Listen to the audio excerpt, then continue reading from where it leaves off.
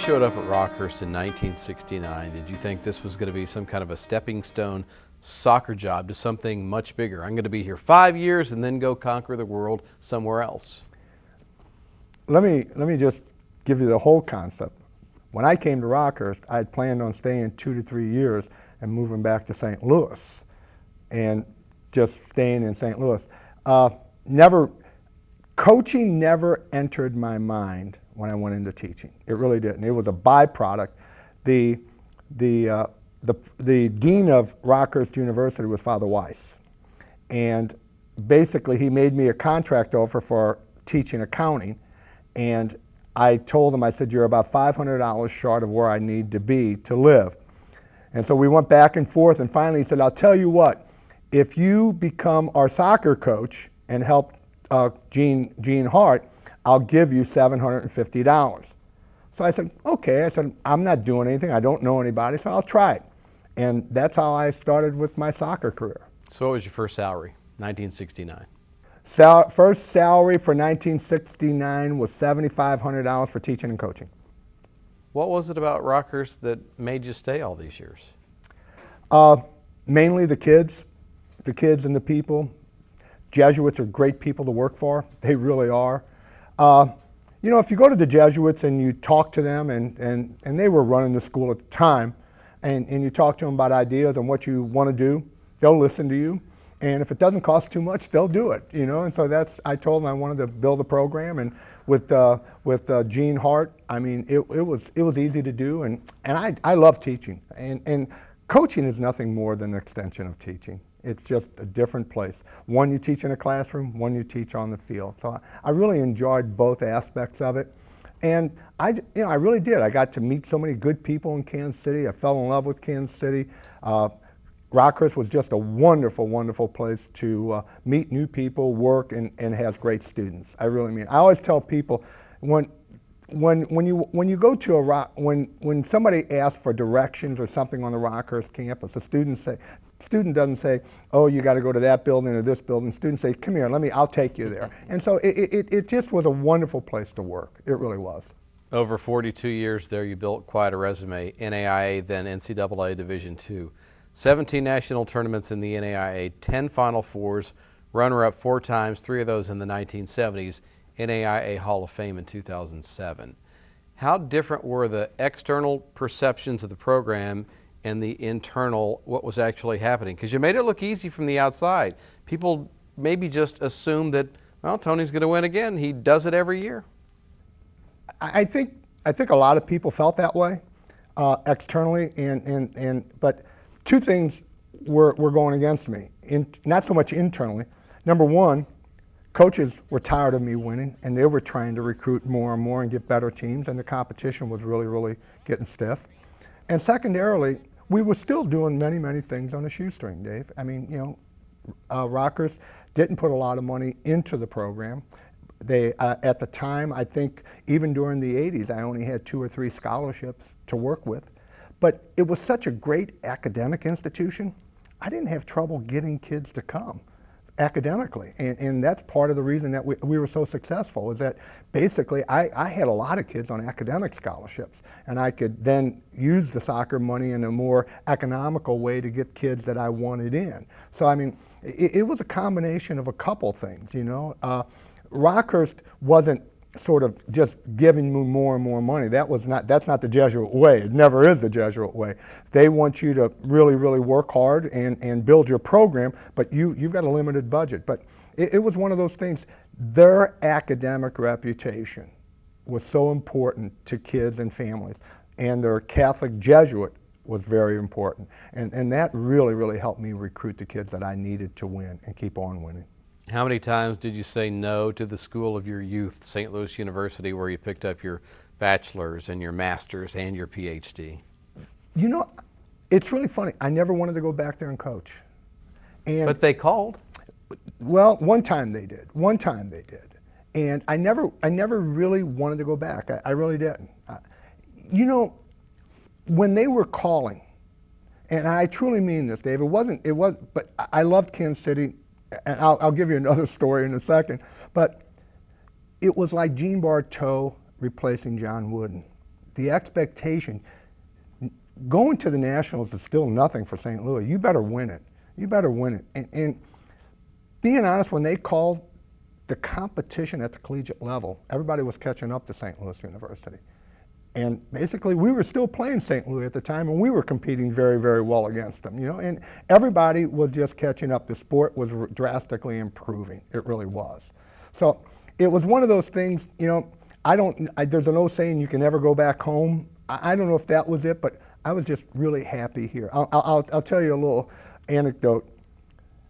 A school on the East Coast called me, which I was very, very interested in. I really mean, I was very, very interested in. And it was located in North Carolina.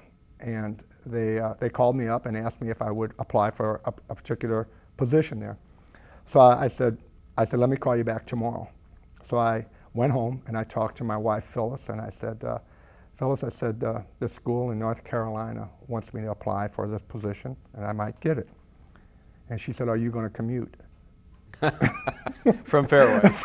From Fairway. And I said, I'll tell them tomorrow, I'm not interested. And Phyllis is a Kansas City girl. She loves Kansas City. All of her friends are here. Her family's here. She didn't want to leave. So, and that was another reason I wasn't going to go anywhere. So I was very happy to stay here. I wasn't that I had, happy feet and I wanted to move somewhere else. And being honest, I would never have gone to another school unless I could teach accounting. I wasn't going to waste a Ph.D. in accounting just to coach soccer, no matter how high level it became. I wanted to use my education, and that was primary to me. I was going to teach accounting. Very few schools are going to allow you to teach accounting and coach, so that was an important one for me. At SLU, you were the star goalkeeper on the only unbeaten, untied team in school history. That was 1964. 1965, you pitched in the College World Series. Was it more common to play two sports back then, or was that still one of the things that, did you insist, hey, I'm a baseball player and I'm a soccer player? Well, let me. I was the backup goalie to Don Brennan, who was our starting goalie. Don and I would go back and forth, but Don was the starting goalie for St. Louis on that year. But was it uncommon? I would tell you that probably half our baseball team played soccer. So it was very, very common to play two sports. It was very common back then to play two sports. It was, you really look forward to it, Dave. I really enjoyed it. When soccer season was over, toward the end of the soccer season, I was really looking forward to baseball. And by the time baseball got done, I was really looking forward to soccer. We didn't have all the distractions of club soccer and being year-round and being a one-sport person. It was very important that most kids played two sports back then, and they all did in St. Louis. You played soccer and some other sport, whatever that other sport might be. But it was just so enjoyable to play two sports, and it was great. And I was very, very fortunate to be on some great teams with some great players. The College World Series was something memorable that you don't forget. It really was. It was phenomenal for us.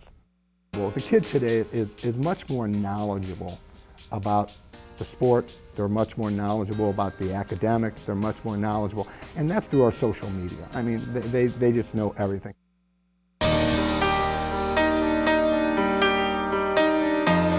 You stayed at Rockhurst all these years, but things did change in 1998 when you go to the NCAA.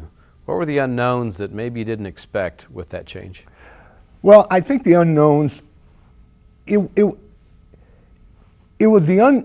wasn't the unknowns, it was the reality of the situation. And under the NAIA banner, and I still think today the NAIA runs one of the best championships ever, and I love the way they run their championships.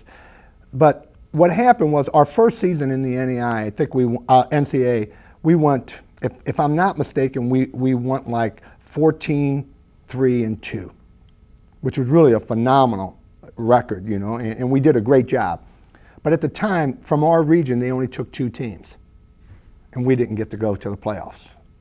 In fact, the team they took above us, we had actually beaten, but we didn't get to go. And so that became the reality for the situation. Under the NAIA, almost everybody makes the playoffs, and then you weed yourself out. And so that was always a great way to deal with it. But under the NCAA, if you weren't almost perfect, you weren't going to make it. You weren't going to make it.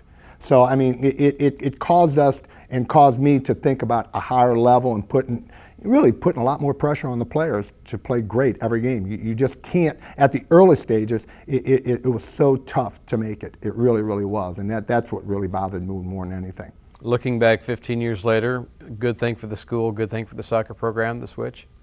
Yes, it is. And I'll tell you why. I really mean it. Your better players look to the NCAA logo. They really do. Now, they look Division I, Division II, but and I always tell this to kids, you know, NAI still has great teams. I still think of all the NAI teams around here, and they're just great teams around here. But kids look to the NCAA, and that's just nothing more than a background, Dave, for Division I basketball and football. They equate the NCAA with those, and so the better kids are still looking to the NCAA. So it helps me recruit better kids because they want to come to NCAA schools. But the other thing is, and I really mean it, like, the thing that I found with the NCAA, and I truly mean it, was a higher level of competition. I didn't think it at the time, but it really brought us into a much, much higher level of competition. Under the NAIA banner, we always knew there were going to be 3 or 4 or 5 games that maybe, even if we didn't play well, we could win. But on the NCAA, there's no game. If you don't play well, you're going to lose, because everybody's really, really a good game. Everybody's a good game. Everybody's got good athletes, and everybody's really well coached. And so it's one of those things that I really love the competition. I really love the competition. So from the standpoint of recruiting and competition, the school made a right decision going that way. You've never been just the soccer coach, full-time professor, head of the department in accounting. Your plate's full. Do you like it like that? Is there a good balance between the academic side and the athletic side that you like? Yeah, I really mean it, Dave.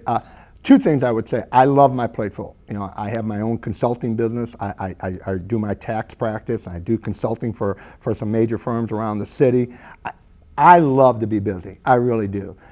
God has been very good to me because in my past, he's always given me great help, especially with the soccer. He's done great help. I remember my first assistant coach was a guy by the name of Rich Suit, who was also my first All-American.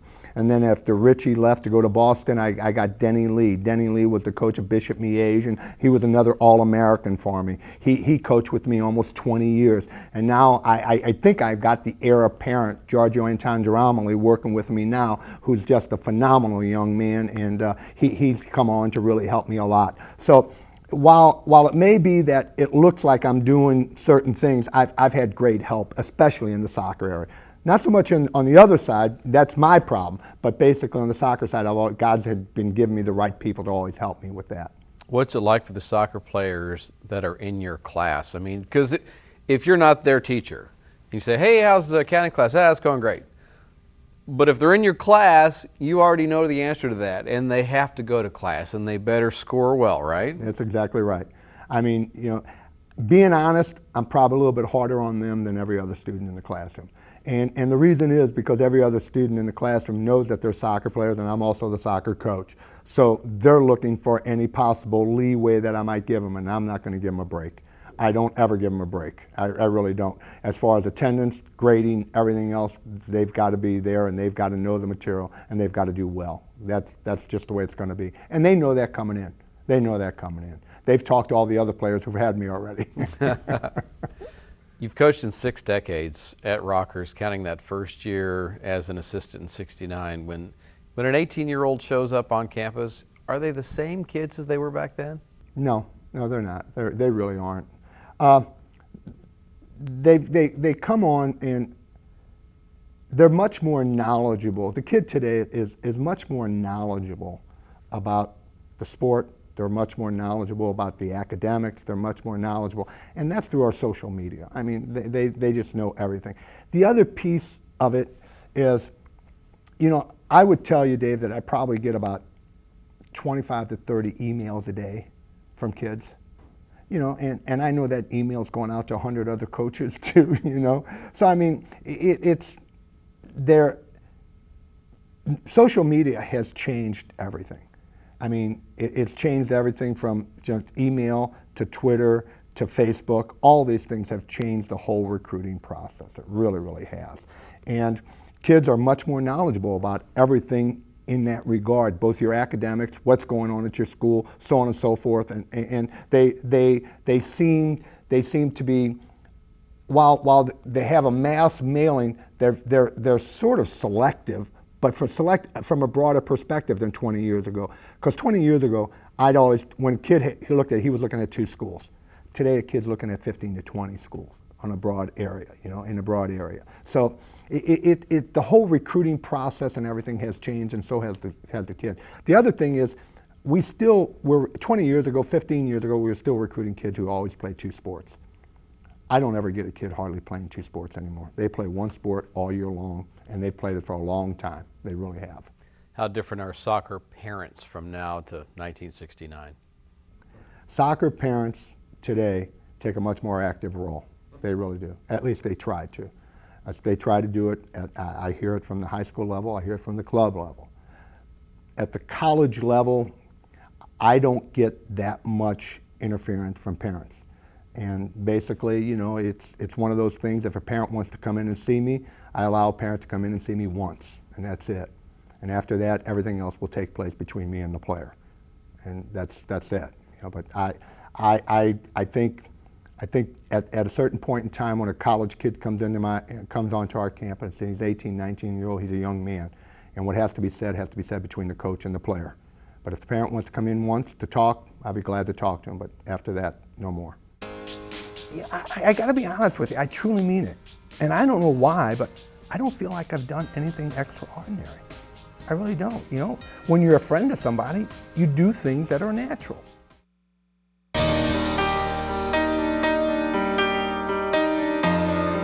For the people that don't really know you, they see this intense, tough guy.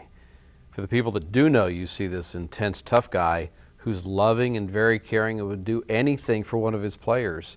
So how does somebody get from, you see that first vision, perception, to the loving, caring Coach Tocco? Well, I guess you're never going to see the other side of me until you get to know me. And the only way you're going to get to know me is, and from a player standpoint, is to come to Rockhurst. And that's one of the most important aspects that I talk to Giorgio about and everybody else, and that is we do treat all of our players equally, whether you're a starter or a non-starter, that we try and help and assist them. And we always tell them that the door is always open for you guys to come in, and I truly mean this. The doors, and I think a lot of coaches do this too, Dave, but the door is always open in the sense that we help them, whether it be for soccer, whether it be for academic, whether it be for personal. We're going to be there for them, and we're going to help them. But that situation, let me give you the biggest part of my life, and I think the part that marks me as success in doing that is this summer I've had 5 invitations to different weddings. So if they're willing to invite me to their wedding, I feel like I'm still part of their personal life, and that to me is very, very important. So I mean, it's one of those things that my relationship with my players doesn't end at graduation or when their soccer's through. It continues on, and I stay in touch with them. Do you think loyalty to Rockhurst has really been a benefit for the program when it comes to recruiting good kids? I mean, the way you've been loyal to that school, is that something that is just so obvious to the kids? They understand your affection, the way you love that school and have for all these years, and that makes them buy in or understand why you've stayed all these years? Well, that's one of the things I try and sell them on. I try and sell them on that, basically, that I've been here because I really like everything about Rockhurst. I like the administration, I like the faculty, I like the students that Rockhurst has had over the last 40 years that I've been there. I like everything about Rockhurst, I really do. And I try and sell that to the student. The only problem I'm having right now is a lot of students are coming in, and when I recruit them, they say, "Are you going to be here for 4 more years?" And that's an interesting question, because I really believe that the young man that I told you about, Giorgio, needs to take over the program. So I've got to make some decisions within the next year or 2 and figure out who's going to take when I'm going to resign, when I'm going to step down. What college is known as the Battling Bishops? Battling Bishops. Wow, never heard of that one, Dave. Ohio Wesleyan University. Oh, God, Jay Martin. You know where it huh? is? Yeah. Tell me about Jay Martin. Jay Martin's a great guy. Jay Martin's a wonderful person. He runs a great program up in Ohio.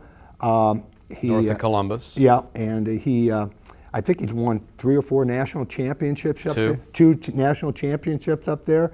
He's the winningest coach in college soccer today. He really is. He's done a great job up there. He's done a wonderful job. You know. About your age, 3 wins more than you all time. Right. Active coaches or otherwise. Right. Are you aware of that? Do you care about that? Do you want him to retire so you can catch him and pass him? No, not really. Jay's a really good guy. I mean, they just named the field for him up there, and I know Jay, and he's really a wonderful person. Being honest, I think more than likely, I think Jay will be carried off the field one day, and I won't, unless I die tomorrow. I mean, but I think Jay and I, again, Jay's life is centered. When I leave soccer, I know I'm going to have my accounting. I'm still going to be teaching at Rockhurst. I'm not going to give up my teaching. So I've got something else to do, and I think Jay's life is centered around soccer. He's got other personal, his family and everything else, but Jay's a wonderful person. He deserves everything he has. I mean, he's done a great job up there. He's been there a long time too. He really has. What's left soccer-wise for you to accomplish? Well, everybody would tell me that to win a national championship, that would be it, you know. And if I took a look at this year's team, do we have all the pieces in place to win a national championship? Sure. We've got 10 returning starters. We've got 3 or 4 All-Americans returning. We've got a great crop of young men coming in. So I mean, we've got all the pieces to do it. You know, can we do it? It's going to be very interesting. I don't know. You know, I really don't. You know, I've been there 4 times, and I would tell you probably of the 4 times that I was in a national championship game, should have won 2 of them. Better coaching would have won 2 of them, and didn't deserve to win the other 2. The other 2 we were completely outplayed. But basically, you know, I would say other people would say that. Me, you know, do I want to win a national championship? It'd be crazy to say no. Of course I want to win a national championship. But you know, it's all about coaching and developing players, and to me that's what I'm here for, and to win. I like winning. I love winning, and especially with the players that we got this year, you know, I think we can go a long way. But I don't know. You know, it's like LeBron James. You know, if he wants to be the greatest, they say he's got to win, you know, several more NBA championships. Well, I don't know. I think, you know, will he ever surpass Jordan? Even if he does it, who knows? You know, history will tell us whether or not he does it. My reply is, let history judge me without winning the national championship, and I'll go for there. John McAvoy was the first player that you recruited at Rockhurst, and he's always considered you family, especially after his dad died. You were the first phone call after that first baby was born, and words that he said in regards to you: I am the man I am today because of Coach Tocco. A group of alums came up with the Magis Award, which premiered in 2013 in your honor. Every year they'll designate somebody who's a model for seeking excellence, someone who uses their God-given gifts and pursues them with great zeal, great determination, and great focus. How does it make you feel, the alums, the way that they have held you in such high regard all these years? You got to feel great about that, Dave. I mean, you're very touched, and it's very emotional. It really is to me. But I got to be honest with you. I truly mean it, and I don't know why, but I don't feel like I've done anything extraordinary. I really don't. You know, when you're a friend to somebody, you do things that are natural. So to me, I don't think I've done anything extraordinary. When somebody's in trouble, you go and help them. When somebody dies, you reach out to them. You know, when somebody has a baby, you're happy for them. So I mean, to me, I don't think I've done that much. I really don't. So, you know, when somebody says it's extraordinary, I don't see it. I really don't. But you know, I'll let them be the judge of that. You know, I would hope that in many ways that we would all do that for each other. I've got to believe there's a great book in your life. If you wrote it, would it be about soccer or baseball, or just about a mix of life as it came together all these years? I think it would be about, and I truly mean this, Dave, it would always be about being at the right place at the right time, and that's God's timing for me. God, they always say, you know, you're here because God wanted you to be here at this point in time. When I think about my life and the way it progressed, I mean, it was just, everything just happened at the right time for me, and I truly mean it. And that was, to me, that's my faith. I mean, that's That's what God had in store for me. I truly believe that. Let me give you an example. When I graduated from high school, I was so tired of studying. I didn't want to go back to school. I really, really didn't. So my dad had a friend in construction, and he got me a job in construction, and I worked in putting in sewer lines, in St. Louis. And after about 8 months of that, I said, I'm not doing this the rest of my life. Regardless, I said, I'm going to try and go back to school. So I went back to school the following year, and I went to Warrensburg, played football. I blew out my knee. I wound up going back to St. Louis University.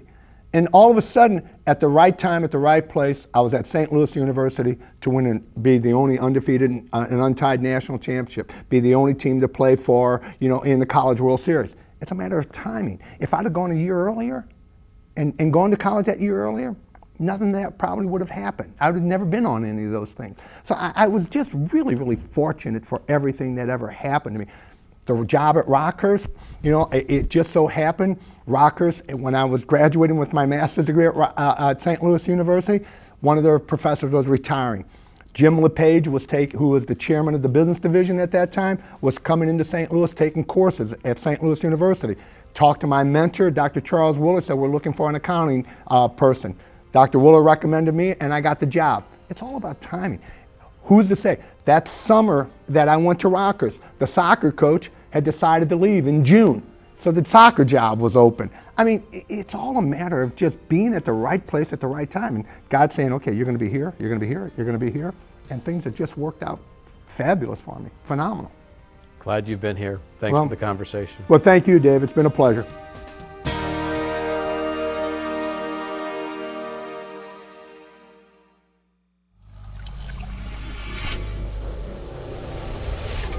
This has been a production of Metro Sports and Time Warner Cable, Kansas City.